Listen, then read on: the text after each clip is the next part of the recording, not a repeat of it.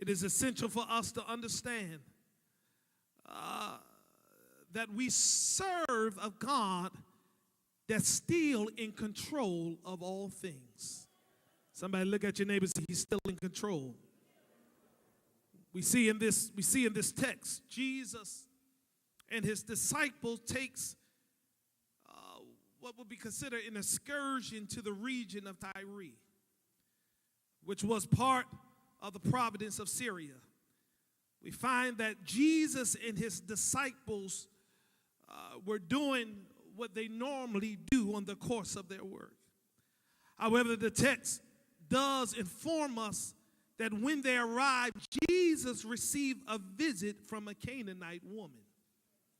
This woman is a member of a Gentile community. She's a woman for whom the Bible does not deem worthy enough to name, but identify her by her culture.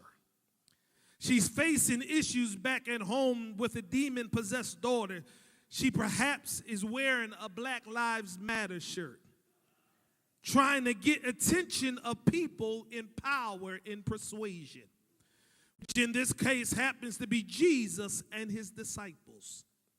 This powerful woman is in need and understand that Jesus' identity and ability can meet that need.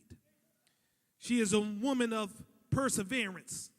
And based upon this text, we can conclude that this powerful woman is in the right place at the right time, looking for help from the right person. And during this woman's time of great need, she finds herself in the presence of Jesus. According to the text, somehow the presence of Christ has always seemed to make a difference in the lives of those in need and possess the ability to alter one condition. If you remember in Matthew chapter 8, verse 23 and 27, when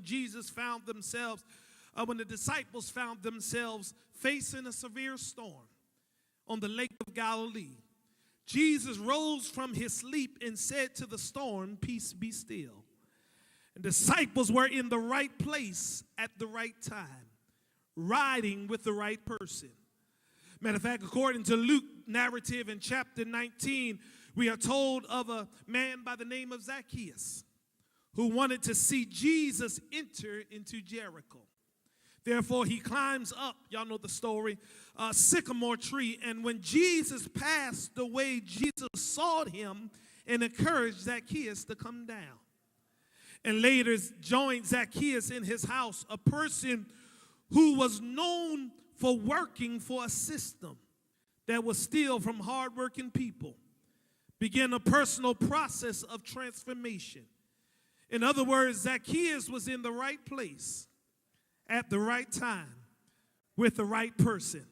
All right, that didn't help you. You remember the woman who had the issue of blood, who was waiting 12 long years in order for Jesus or somebody to heal her. She went to every doctor she could, went to every person she could, and still could not find a cure for her ailment. She heard that Jesus was passing by in town, and she began to press her way through the crowd. And the Bible says that she touched the hem of Jesus' garment. In other words, she was in the right place at the right time. Y'all still don't get it. And she touched the right person. All right, that still didn't help you. Let me tell you about Watson. There was one day I was sinking deep in sin. I was far from the peaceful shore. I wasn't fit to live. I wasn't ready to die. But I came encounter with a man by the name of Jesus. I just happened to be in the right place at the right time, touching the right person. And here the Canaanite woman in the text is in the right place at the right time, looking to get help from the right person. But beyond her surprise, her optimism is faced with opposition. Let me ask this question. What do you do when your hope or anticipation of something good is constantly faced with hurdles and complications? What's interesting about the passage is that the challenges that this lady is facing is not because of her lack of skills. It's not because of her talents. It's not because of her educational level or anything of the sort. But because of her cultural affiliation. Some of the drama and trauma we face in our world has nothing to do with our ability, skills, or work ethic. Has nothing to do with our character. But most of the time have everything to do with our skin. Yeah, y'all missed it here. And when reading the passage, I became perplexed. And I'm going to be honest. You know, Bishop, you say honest confession is good for the soul, but it's bad for the reputation. I not only became perplexed, but I became angry. Because I could identify with this woman. Hearing stories of my foreparents living through times when they were often identified not by their name, but not by our gifts to our community, but by our character, by the color of our skin, by the zip code that you live in.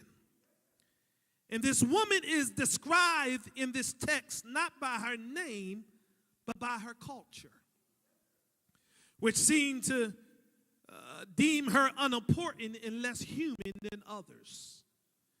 This woman is advocating on behalf of her own child.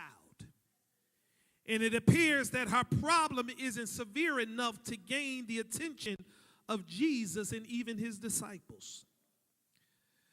What in the world is happening? Surely Jesus should care, because Jesus seems to always care about the disenfranchised. What's going on? Surely Jesus cares because he's all about aiding people in being free and whole. And somehow we can understand Jesus in the text. And I believe there are many possibilities. First, Jesus seems to be connected to a culture in which Gentiles were not part of his original mission. Stay with me here. Secondly, scholars would suggest that there's a commentary on Matthew that suggests that maybe this text is not so much about Jesus, but about the woman's faith. And she is being tested to see how faithful she is. But thirdly, Douglas Hare goes on to say that this is Jesus in his broadening of his perspective, his scope and his mission to all people. But here's the issue. The issue is there's a woman in need, and Jesus does not answer. And to make matters worse, the disciples encouraged Jesus to make her go away. They wanted to push her aside and overlook her needs. Why would the community allow this woman to experience so many hurdles and challenge? And I ask God sometimes, why, God, do you allow African Americans to face so many obstacles in our world of yesterday and today? How might this woman care for her child if she lives in a world that doesn't even care about humanity? This woman is obviously oppressed by the culture in Jesus. And his homeboys seem not to understand how their culture is negatively impacting their response. And perhaps the writer is trying to show the woman in this text as a figure of humility standing before a powerful Lord. Regardless of the position we take about Jesus, or even the status of the woman, the one thing we can't deny is that this woman is denied access because of her culture. Y'all stay with me here this morning. And anytime anyone is defined by their culture and not by their character, one is simply oppressed. She oppressed because of her cultural affiliation and even perhaps her gender. The text says that Jesus said to her, that he was only sent to the lost sheep of Israel.